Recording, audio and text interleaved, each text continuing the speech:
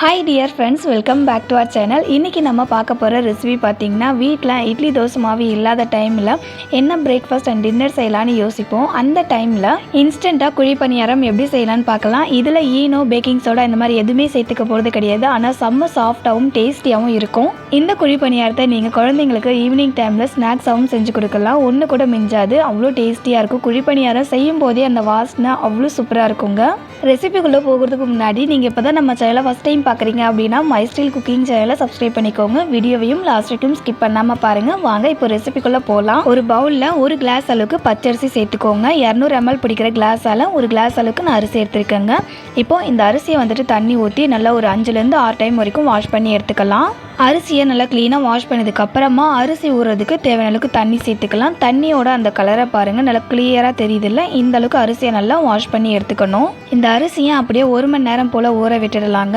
அடுத்தது வேறொரு பவுலில் ஒரு கிளாஸ் அளவுக்கு அவல் சேர்த்துக்கோங்க. நம்ம எந்த கிளாஸில் அரிசியை அளந்து எடுத்துக்கிட்டோமோ அதே கிளாஸால் ஒரு கிளாஸ் அளவுக்கு அவல், இது கூட ஒரு கிளாஸ் அளவுக்கு தயிர் சேர்த்துட்டு இப்போ இந்த அவலையும் தயிரையும் நல்லா மிக்ஸ் பண்ணி விட்டுட்டு ஒரு 30 மினிட்ஸ் வந்து அப்படியே ஊற விட்டுடலாம். 1 மணி நேரம் அரிசியை ஊற விட்டதுக்கு அப்புறமா பாருங்கள், அரிசி அந்த மாதிரி உடச்சி பார்த்தீங்க அப்படின்னா 1-2 உடையணுங்க.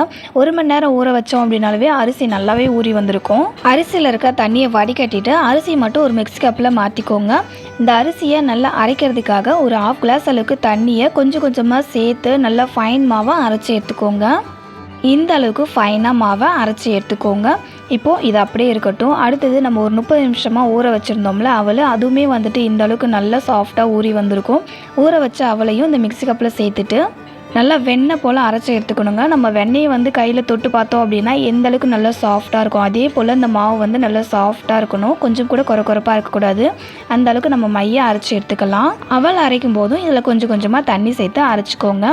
அரைச்சதுக்கு அப்புறமா நான் காமிக்கிறேன் பாருங்கள், கையில் எடுக்கும் போது எவ்வளோ சாஃப்டாக இருக்குன்றது உங்களுக்கு தெரியும். நம்ம வந்துட்டு ஒரு கிளாஸ் அளவுக்கு பச்சரிசியும் ஒரு கிளாஸ் அளவுக்கு அவலும் எடுத்துருந்தோம்ல, இதிலே வந்துட்டு 4 பேர் சாப்பிட்ற அளவுக்கு குழிப்பணியாரம் வரும். மாவு அரைக்கும் போது நிறைய தண்ணி சேர்த்து தண்ணியாக அரைச்சிடாதீங்க, கொஞ்சம் கொஞ்சமாக தண்ணி சேர்த்து அரைச்சிக்கோங்க.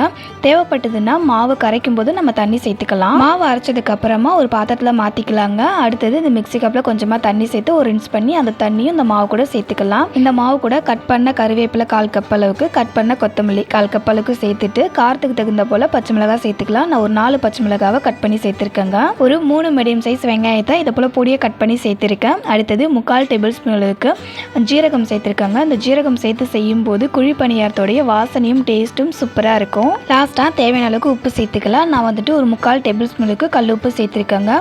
சேர்த்துட்டு இது எல்லாத்தையுமே நல்லா ஒன்றா கலந்து விட்டுடலாம். இந்த மாவோடைய கன்சிஸ்டன்சி பார்த்தீங்கன்னா இட்லி மாவு கன்சிஸ்டன்சிக்கு கரைச்சி எடுத்துக்கோங்க. குழிப்பணியாரத்துக்கு மாவு ரெடி பண்ணும்போது நம்ம அவலை வந்துட்டு தயிரில் ஊற வச்சு சேர்த்துருக்கோம்ல, அதனால இதில் எக்ஸ்ட்ரா நம்ம பேக்கிங் சோடாவோ ஈனோவோ சேர்க்கணுன்ற அவசியம் இல்லைங்க. மாவை இட்லி மாவு பதத்துக்கு கரைச்சதுக்கு அப்புறமா இப்போ வந்துட்டு இதில் நம்ம குழிப்பணியாரம் சுட்டு எடுத்துக்கலாம். அதுக்கு குழிப்பணியார சட்டியை சூடு பண்ணிவிட்டு அதில் நம்ம எண்ணெய் வந்து சேர்த்துக்கலாங்க. எண்ணெய்க்கு பதிலாக நீங்கள் நெய் கூட சேர்த்துக்கலாங்க. எண்ணெய் நல்லா சூடானதுக்கு அப்புறமா இதில் வந்துட்டு நம்ம மாவை கொஞ்சம் கொஞ்சமாக ஊற்றிக்கலாம். குழிப்பணியார மாவு ரெடி பண்ணுறதுக்கு நம்ம பச்சரிசி சேர்த்துக்கிட்டோம்ல, சப்போஸ் உங்ககிட்ட பச்சரிசி இல்லை அப்படின்னா புழுங்கல் அரிசி அப்படின்னா வந்துட்டு நம்ம சாப்பாட்டு அரிசி இருக்கும்ல, அது கூட நீங்கள் சேர்த்துக்கலாம். குழிப்பணியார சட்டியில் இருக்க எல்லா குழியிலையுமே மாவை ஊற்றுனதுக்கு அப்புறமா ஸ்டவ்வை மீடியம் ஃப்ளேம்லேயே வச்சு நல்லா வேக வச்சுக்கோங்க. ஒரு பக்கம் வெந்து வந்ததுக்கு அப்புறமா இன்னொரு பக்கம் இந்த குழிப்பணியாரத்தை திருப்பி விட்டுடலாம். வீட்டில் டிஃபன் அண்ட் டின்னர் செய்யறதுக்கு எதுவுமே இல்லாத டைமில் இந்த மாதிரி நம்ம வீட்டில் இருக்கிற சிம்பிளான இன்கிரியன்ட் மட்டுமே யூஸ் பண்ணி சூப்பரான இந்த டேஸ்டியான குழிப்பணியாரம் செஞ்சு கொடுங்க. முக்கியமாக இந்த மாதிரி குழிப்பணியாரம் செஞ்சீங்க அப்படின்னா இதுக்கு சைடிஷ் எதுவுமே கேட்க மாட்டாங்க, அப்படியே சாப்பிடலாங்க. அவ்வளோ டேஸ்டியாக இருக்கும். குழிப்பணியார கலர் 2 பக்கமே நல்லா சேஞ்ச் ஆகி வெந்து வந்ததும் குழிப்பணியார சட்டிலேருந்து எடுத்துடலாம்.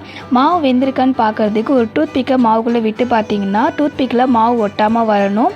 அதுலேயே நீங்கள் கண்டுபிடிச்சிடலாம் குழிப்பணியாரம் வெந்திருக்கு அப்படின்றது. இதே போலவே மீதி இருக்கிற எல்லா மாவுலையுமே நம்ம குழிப்பணியாரம் செஞ்சு எடுத்துக்கலாங்க. எல்லா மாவுலையுமே குழிப்பணியாரம் செஞ்சதுக்கு அப்புறமா நான் காமிக்கிறேன் பாருங்கள் ஃப்ரெண்ட்ஸ், குழிப்பணியாரம் எந்த அளவுக்கு நல்லா சாஃப்டாக வந்திருக்கு அப்படின்னு நான் அழுத்தி காமிக்கும் போதே உங்களுக்கு தெரியும் எந்த அளவுக்கு அது சாஃப்டாக இருக்குது அப்படின்றது. டேஸ்ட்டும் சொல்லவே வேணாங்க, பக்காவாக இருக்கும்.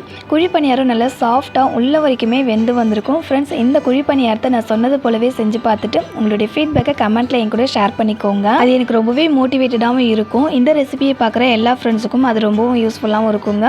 இந்த ரெசிபி பிடிச்சிருந்தா இந்த வீடியோக்கு ஒரு சின்ன லைக் பண்ணிவிட்டு உங்கள் ஃப்ரெண்ட்ஸ் அண்ட் ரிலேட்டிவ்ஸ்க்கும் ஷேர் பண்ணிக்கோங்க. அவங்களுக்கும் ரொம்பவே யூஸ்ஃபுல்லாக இருக்கும்.